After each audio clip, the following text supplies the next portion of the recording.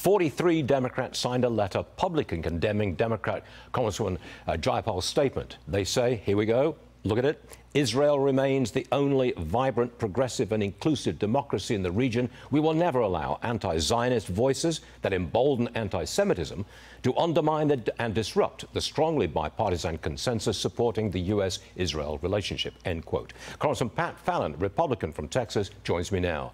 Congressman, I'm looking at this and I have to conclude that the Democrats are split. Well, Stuart, I'm glad that 43 Democrats signed a letter condemning Ms. Jayapal's remarks, but you know what that means? 169 Democrats did not. And that's what's alarming and that's what's chilling, because she did not say that Benjamin Netanyahu was racist or his government. She said originally that the state of Israel was racist. 75 years, you know, it was founded 75 years ago, and clearly Ms. Jayapal has a problem with its existence. But there is great unity among Republicans, I take it, because today there's going to be a House, I think it's called a memorandum, saying, look, Israel is not a racist state. All Republicans will vote and say, yeah, you're right, it's not a racist state, but the Democrats will be split. You are united, correct? Yes, I think there is actually, Stuart, complete unanimity on the Republican side, and I'm very proud of that, but it's not, unfortunately, the case on the Democratic side. Now, you're a member of the House Oversight Committee. Tomorrow, you'll be hearing from the second IRS whistleblower. I think this is going to be a big deal. Is it a showstopper?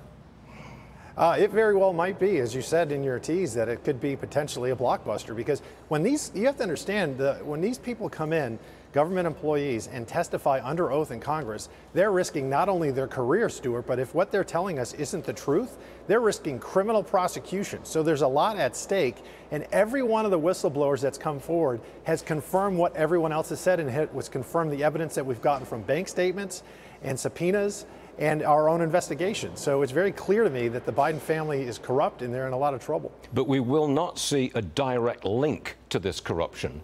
What we might see tomorrow is the evidence of the cover-up and how the administration just stopped the proper process of finding out what really went on. It's the cover-up that we'll hear about tomorrow, right? I think so. Yeah, Stuart, we've got two different things. We've got the Biden family corruption, you know, or alleged corruption on one end, and then you've got the government covering it up, as you said. And what we're going to hear tomorrow is the FBI whistleblower and the IRS whistleblower are going to say the same thing, which is when they went to interview Hunter Biden in 2020 or December of 2020, they were told that they had to wait outside his house and then have the subject contact them, which has never happened. They never got to interview him because Hunter Biden was smart enough not to go outside, because the Secret Service and the Biden transition team were told by higher ups in the FBI about the pending interview, and that should have never happened. You know, we may all have a degree of investigation fatigue, scandal fatigue. But tomorrow afternoon, we may blow the lid off that fatigue and really get into it. It could be. Congressman Pat Fallon, Republican, Texas. Thank you, sir. Thanks for joining.